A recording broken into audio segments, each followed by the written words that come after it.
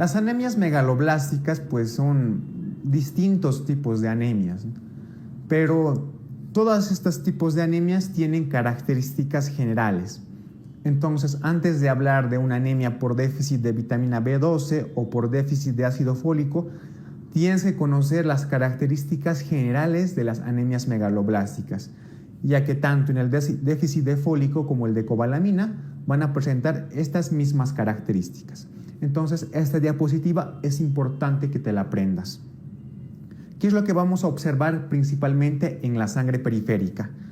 Bueno, como te he indicado, la alteración en la síntesis de ADN de las células sanguíneas pues provocan un aumento de tamaño. Por lo tanto, en sangre periférica, en un frotis, vamos a observar macrovalocitos y también neutrófilos hipersegmentados. Neutrófilos hipersegmentados quiere decir que tienen un aumento en la división de sus núcleos. Aquí tienes en la imagen un frotis sanguíneo y te estoy señalando con el marcador un neutrófilo. Entonces, si tú observas, tiene varios núcleos, ¿no? Aquí podemos contar 1, podemos contar 2, podemos contar 3, 4, 5, 6, etcétera, ¿no? Tiene un montón de núcleos. Entonces, un neutrófilo hipersegmentado y macrovalocitos, es decir, una célula sanguínea grande, es característica de las anemias megaloblásticas. Recuerda que las anemias megaloblásticas son también anemias hiporregenerativas. Por lo tanto, los reticulocitos generalmente están disminuidos, aunque también pueden estar normales, evidentemente. ¿Qué es lo que observamos en el hemograma? La anemia megaloblástica es un tipo de anemia macrocítico.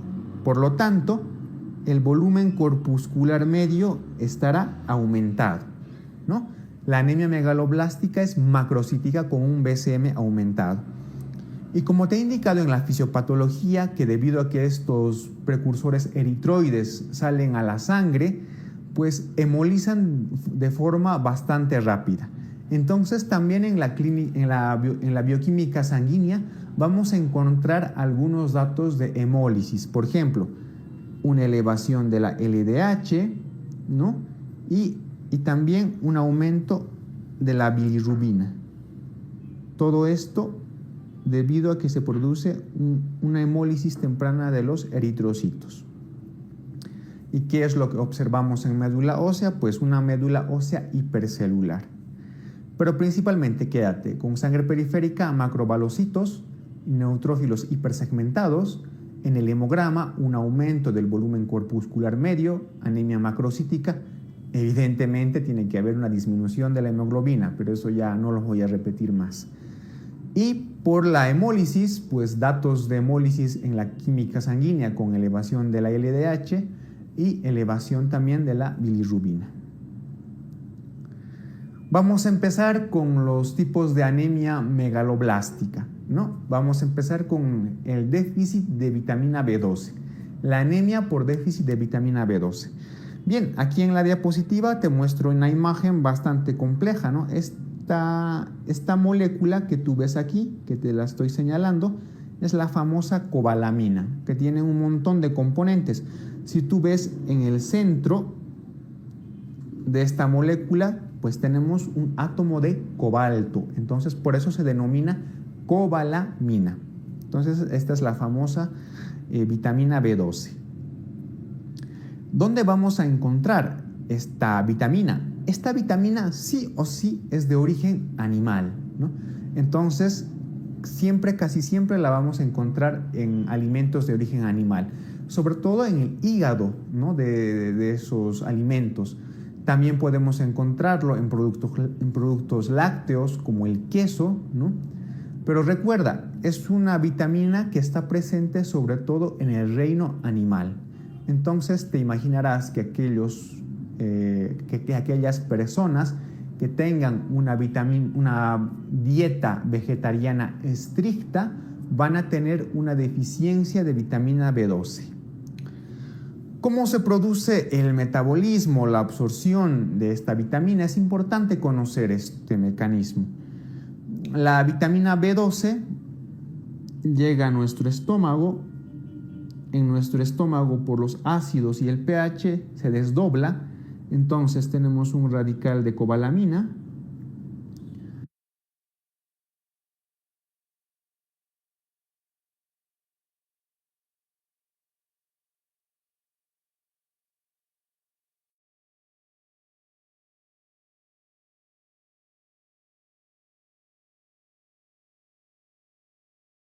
¿No?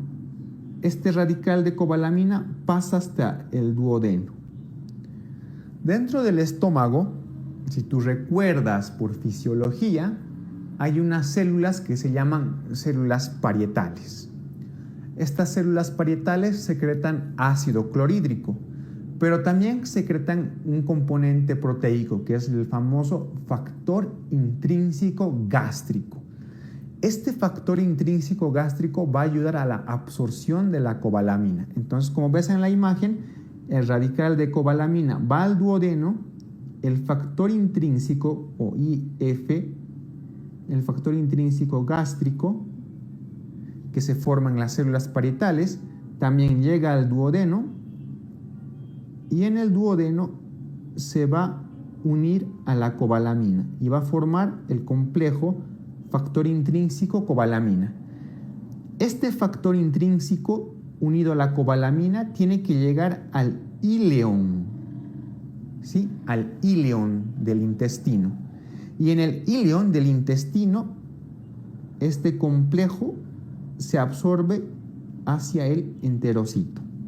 Entonces, para que se produzca la absorción de la vitamina B12 necesitamos el factor intrínseco gástrico que se forma en las células parietales del estómago.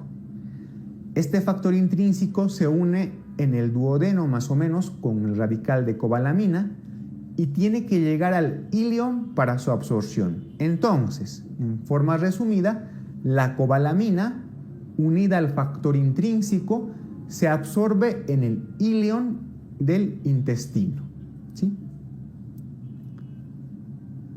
Bien, la etiología de la anemia por déficit de vitamina B12, pues evidentemente tenemos entre los principales factores las dietas veganas estrictas, porque te he dicho que esta vitamina solo se encuentra en alimentos de origen animal.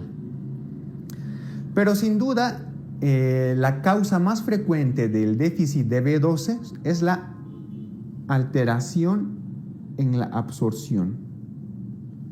Y dentro de las alteraciones de la absorción, la causa más frecuente es el déficit de factor intrínseco gástrico. ¿No? Porque como tú has visto en una diapositiva anterior, ese complejo cobalamina factor intrínseco es importante para que se produzca la absorción, ¿no? ¿Qué otras alteraciones de la absorción pueden producir anemia por déficit de B12? Por ejemplo, una gastrectomía, evidentemente, ¿no? Si no hay células parietales, no hay factor intrínseco gástrico, la mala absorción intestinal, también en la infestación por parásitos como el Diphylobotrium latum, ¿no? Y algunos fármacos como los inhibidores de la bomba de protones, la colchicina, anticonceptivos y neomicina producen una alteración de la absorción. Y también dentro de la etiología del déficit de B12 está un consumo excesivo de alcohol. Bien, ¿cuál es la clínica del déficit de vitamina B12? Bien, la vitamina B12 también, al margen de usarse como molécula para la síntesis de ADN de las células sanguíneas, también es importante para los componentes mielínicos de los nervios periféricos, ¿sí?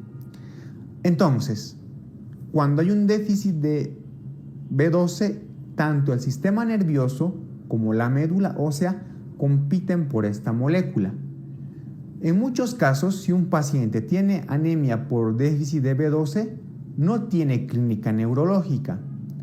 Y al contrario, un paciente que tenga clínica neurológica por déficit de B12 generalmente no tiene anemia, ¿sí?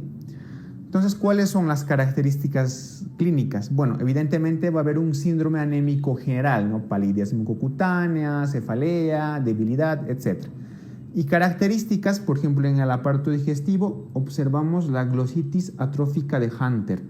Esta imagen que te muestro de una lengua. ¿Qué es la glositis atrófica de Hunter? Es la inflamación de la mucosa lingual, ¿no? Con un aumento en la sensibilidad dolorosa. ¿Qué es lo que va a pasar a nivel del sistema nervioso? Hay una alteración de la mielinización, por lo tanto, este déficit produce polineuropatías, ¿no? Y la más frecuente característica, la degeneración combinada subaguda medular. ¿Sí? Entonces, un déficit de B12 nos produce alteraciones neurológicas. Polineuropatías, que es más frecuente, y más característico, una degeneración subaguda medular. Y también en algunos casos se ha visto que el déficit de B12 puede llevar a ciertas demencias. Este tema de las demencias lo vas a ver con más detalle cuando veas la parte de neurología, ¿sí? Y a nivel hematológico, evidentemente, nos va a producir anemia, ¿no? Una anemia de tipo megaloblástico. ¿Cuáles son las características principales para diagnosticar este tipo de anemia? Evidentemente tiene que tener características generales de anemia megaloblástica, que ya te he dicho en una diapositiva anterior, es decir, disminución de la hemoglobina, aumento del volumen corpuscular medio, porque es una anemia macrocítica, ¿no? En sangre periférica se verán neutrófilos hipersegmentados, se verán macrobalocitos, etc. Entonces, esta anemia por déficit de B12 tiene características generales de anemia megaloblástica. ¿Qué más? Tiene que haber una disminución sérica de la B12, aunque en algunos casos también puede estar normal, ¿no? Y hay dos moléculas que nos ayudan a diferenciar entre un déficit de ácido fólico y déficit de cobalamina, que son el ácido metilmalónico y la homocisteína. Ambos, tanto metilmalónico como homocisteína, están incrementados, es decir, están aumentados en el plasma, ¿sí? Entonces, hay déficit de B12 y hay aumento de metilmalónico y de homocisteína en el plasma, con las características generales de una anemia megaloblástica. ¿Cuál es el tratamiento? Pues evidentemente hay que corregir la enfermedad de base o lo que está produciendo este tipo de anemia. Si es un vegano estricto, tendrá que consumir suplementos o de B12, por ejemplo. Si hay alteraciones en la absorción, tendremos que corregir esas enfermedades, etc. ¿Cuál es el tratamiento? Hay que administrar vitamina B12, ya sea en su forma oral, como tú aquí ves en este frasco, o en su forma intramuscular, como aquí ves en estas ampollas, ¿no? Si la anemia se debe a una alteración en la absorción, pues evidentemente la administración tiene que ser vía intramuscular. Bien, vamos a ver un tipo de anemia que es un poco similar al déficit de vitamina B12, pero que tiene características especiales. Es la famosa anemia perniciosa, que la hemos resumido en esta diapositiva, ¿no? ¿Qué decimos de la anemia perniciosa? Es una anemia que se produce por un efecto autoinmunitario. Es la causa más frecuente de déficit de vitamina B12, ¿no? Entonces, la anemia perniciosa es la causa más frecuente de déficit de B12. ¿Cuál es su característica? Se produce por una gastritis atrófica con disminución de células parietales. Si disminuyen las células parietales, se produce un déficit de factor intrínseco, lo que produce un déficit en la absorción de la B12. Recuerda, es una enfermedad autoinmunitaria en la que se producen anticuerpos contra la célula parietal del estómago. ¿Cómo se diagnostica? Pues puedes tener dos diagnósticos, uno que es el clásico por el famoso test de Schilling, ¿no? Este test de Schilling, ¿de qué trataba? Se administraba vitamina B12 al paciente y se medía su concentración en la orina, ¿no?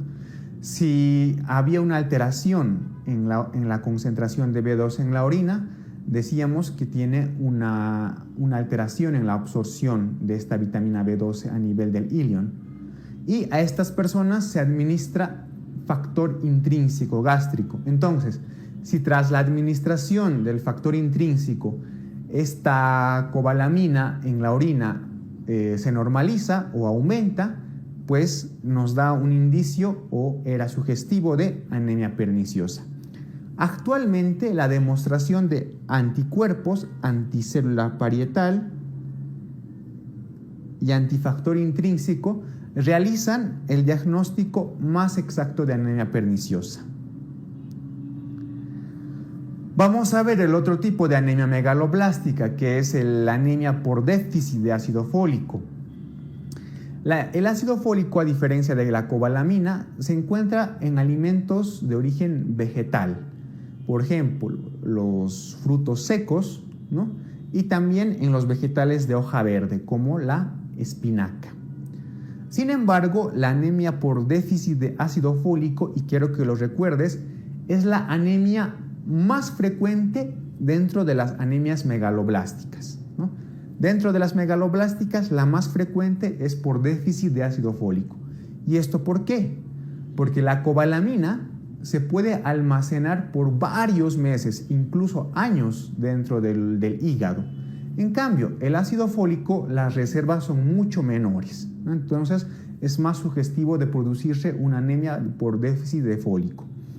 Vamos a hablar un poco del metabolismo, cómo ocurre, que es más sencillo. El folato de la dieta, ¿no? Que lo consumimos por las espinacas, frutos secos, etc., ingresa a nuestro aparato digestivo y se absorbe a nivel del yeyuno, ¿sí? Del yeyuno del intestino, por unas enzimas. Estas enzimas se llaman las folato-reductasas. Estas folato-reductasas permiten la absorción y convierten el folato de la dieta en tetrahidrofolato. Este tetrahidrofolato, por distintos mecanismos metabólicos, ¿no?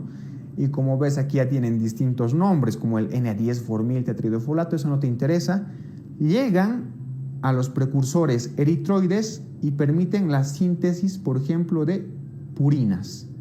Estas purinas son los componentes de los ácidos nucleicos, sobre todo del ADN, ¿no? Entonces, de esta manera es como el folato de la dieta contribuye a la síntesis del ADN en los precursores eritroides. Y recuerda que el folato se absorbe a nivel del yeyuno por acción de las folato-reductasas que la transforman en tetrahidrofolato. ¿Cuál es la etiología de esta anemia? Evidentemente, una disminución en el aporte, como una dieta inadecuada o el alcoholismo, ¿no? Pueden llevar a déficit de ácido fólico, aumento de necesidades como el embarazo, las anemias hemolíticas, la psoriasis, el hipertiroidismo, ¿no? Esto sobre todo, ¿por qué? Porque en estas enfermedades, sobre todo la psoriasis y las anemias hemolíticas, pues hay un recambio rápido de las células. Entonces, en enfermedades que tengan un recambio rápido de las células, es más fácil que se agote el ácido fólico.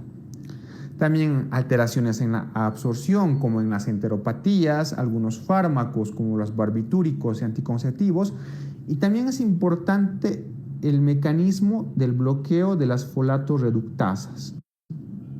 Esas enzimas que transformaban en tetrahidrofolato, el folato de la dieta, ¿no?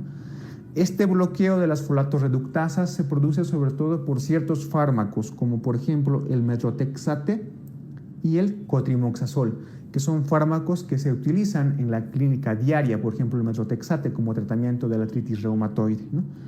Y también dentro de la etiología pues está el aumento en las pérdidas del folato, ¿no? Como en la hemodiálisis y en una hepatopatía crónica.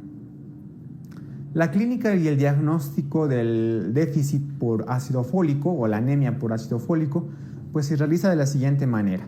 La clínica es muy similar al déficit de B12, es decir, va a haber anemia que nos puede llevar incluso a una pancitopenia, ¿no? Pero tienes que recordar que el ácido fólico pues no interviene en la mielinización de las fibras nerviosas. Por lo tanto, la diferencia principal es que en el déficit de ácido fólico no existe sintomatología neurológica. ¿Sí? Eso que te quede claro. ¿Y cómo realizamos el diagnóstico? Evidentemente, este tipo de anemia tiene que tener características típicas de anemia megaloblástica en sangre y hemograma. Por ejemplo, neutrófilos hipersegmentados, macrovalocitos, disminución de la hemoglobina en el hemograma y aumento del volumen corpuscular medio porque es una anemia macrocítica. Al margen de todo eso, para diagnosticar déficit de folato, pues medimos la concentración del folato en plasma y tiene que estar menor a 3 nanogramos mililitro para diagnosticar déficit de folato. Más específico aún, la concentración del folato intraeritrocitario, que decimos que es baja cuando está menor a 100 nanogramos por ml. Entonces, las características de anemia megaloblástica: folato plasmático disminuido o folato intraeritrocitario disminuido, pues nos dan el diagnóstico de déficit de ácido fólico o anemia por ácido fólico. Bien, este cuadro que te muestro aquí sí es importante que lo aprendas, ¿no? Porque es un resumen básico de las dos principales anemias de tipo megaloblástico, tanto la B12 como el déficit de ácido fólico. Entonces, ¿cuáles son las diferencias? Por ejemplo, el déficit de B12, la fuente de alimentos, ¿dónde las vemos? Principalmente de origen animal, ¿no? Carnes, pescado, huevos. Por el contrario, el ácido fólico lo encontramos en vegetales de hoja verde, en frutos secos y también en el hígado puede ser.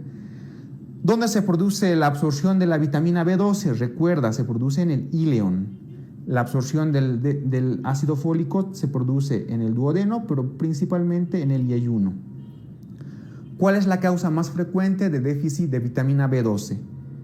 El déficit de factor intrínseco, es decir, la famosa anemia perniciosa. ¿Y cuál es la causa más frecuente de déficit de ácido fólico? El alcoholismo. ¿Cómo estará la homocisteína y el metilmalónico? Pues recuerda, en la anemia por déficit de B12, ambas están aumentadas. En el fólico, solo la homocisteína está aumentada, el metilmalónico es normal. Y de las dos, la más frecuente, el tipo más frecuente de anemia es el déficit de ácido fólico, es el tipo más frecuente de anemia megaloblástica.